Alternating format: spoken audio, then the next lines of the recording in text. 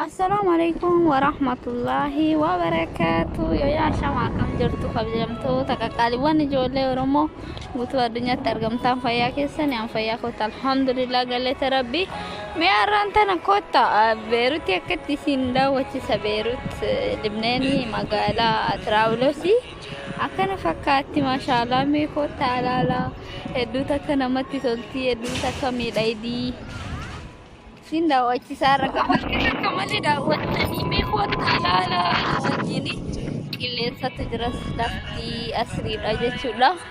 Beekota isin agarsiisaa turtiin keessan faana ta'uu viidiyoo kanaa yoo isinitti tole laayik sabskiraayib sheer naa godhaa na jajjabeessaa isiniin jedha hundi keessanuu barakallahu fiikum. Akkana fakkaatti beekota alaala ani qilleensa fudhachuu gadi ba'ee qilleensa jira bubbeen immoo qilleensa ilaala.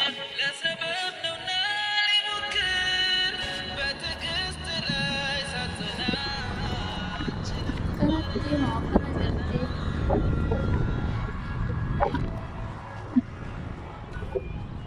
shana fakkaatti.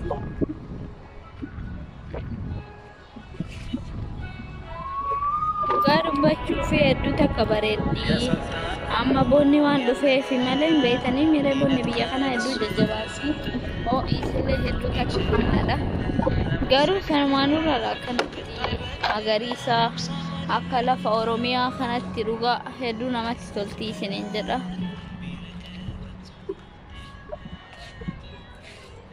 Yoo gannaa jechuudha gaarallee jira bira.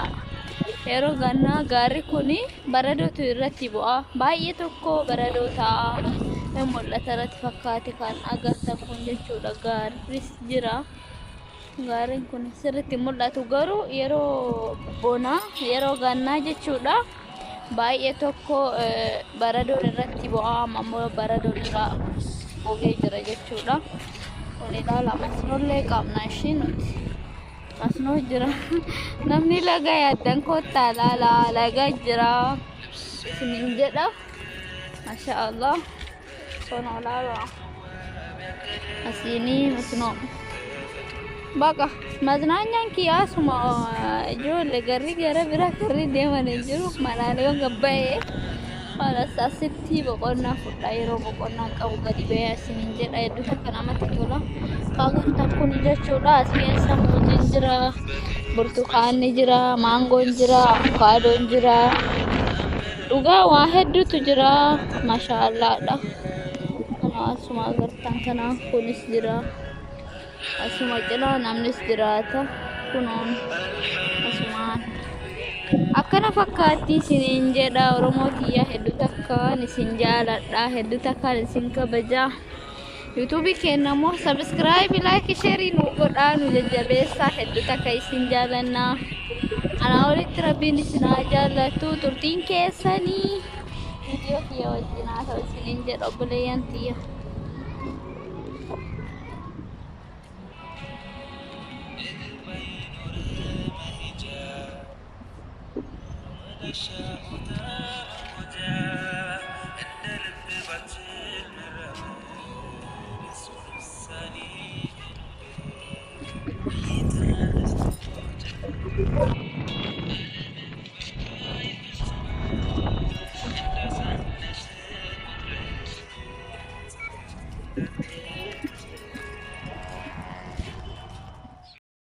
Assalamualaikum warahmatullahi wabarakatuh. Akshama akkam jirtu kabajamtoota kakkaaliiwwan ijoollee Oromoo guutuu addunyaatti argamtan akkam fayyaa keessanii an fayyaa koota alhamdulillah galata rabbi akkam jirtanii annagaa kooti galata rabbi.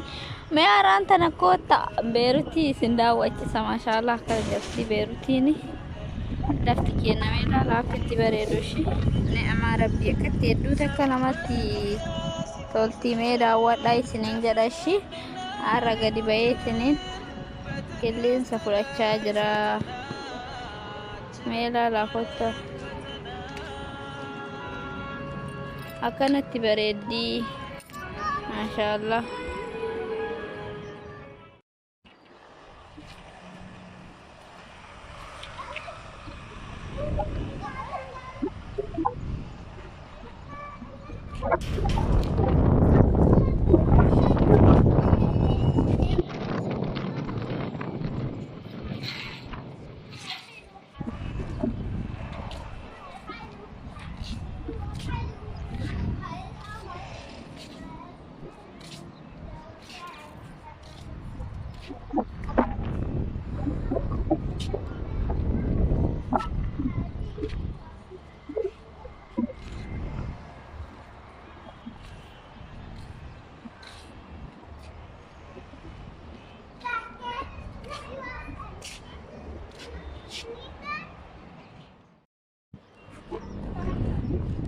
إن فقط لون اللي نمني هوري لون يدا لون اللي جربي يفنا لقى لون تجرمي قالوا فقط تقطع النوسي فقط قالوا النوسي فقط سنين جدا